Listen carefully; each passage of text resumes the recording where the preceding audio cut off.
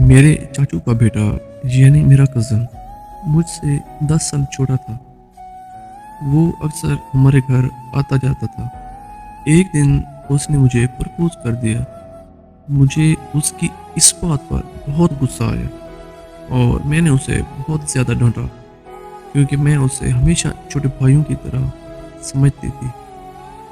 मेरे लाख इनकार करने के बावजूद भी मेरा कज़न बाज़ नहीं आया और वो मुझसे बार-बार अपनी मोहब्बत का इज़हार करने लगा। मैंने तंग आकर उसे हमारे घर आने से मना कर दिया। मेरे मना करने के बाद वो दोबारा कभी हमारे घर नहीं आया। कुछ दिनों बाद वो हमारी एक कज़न की शादी में नज़र आया।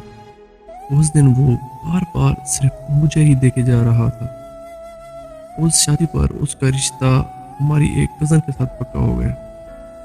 तो मैंने अल्लाह का शुक्र अदा किया कि जल्दी ही मेरी इससे जान छूट गई। फिर 2 साल बाद उसकी बहन की शादी पर हमारी मुलाकात दोबारा से हुई। वहाँ वो अपनी मंगेतर को छोड़कर सिर्फ मुझे ही देखता रहा। मैं जहाँ-जहाँ जाती वो मेरे पीछे-पीछे आता था। शादी ख़त्म होने के बाद वो फिर से मुझे मैसेज करने लगा। मैंने उसे बहुत समझाया कि वो अपनी मंगेतर को वक़्त दिया करे और वो मेरी जान छोड़ दे, लेकिन वो मेरी बात सुनने को तैयार ही नहीं था, बल्कि मुझे रोज़ मैसेज करता रहता था और आखिर एक दिन उसने मेरा दिल जीत ही लिया। मुझे भी उससे बेइंतहा मोहब्बत हो गई और मुझसे रहा नहीं गया।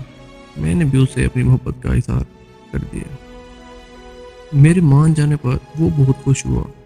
उसकी खुशी का तो जैसे ठिकाना ही नहीं था। उसने शुक्राने के नवाफ़िल अदा किए। फिर उसने अपनी कज़न से मंगनी तोड़ दी और उसने सबको बता दिया कि वो मुझसे शादी करना चाहता है। लेकिन इस बात के लिए कोई नहीं माना, ना उसके घर वाले और ना ही मेरे घर वाले। सारे ख़ानदान वालों ने मेरी बेइज़्ज़ती करना शुरू कर दी।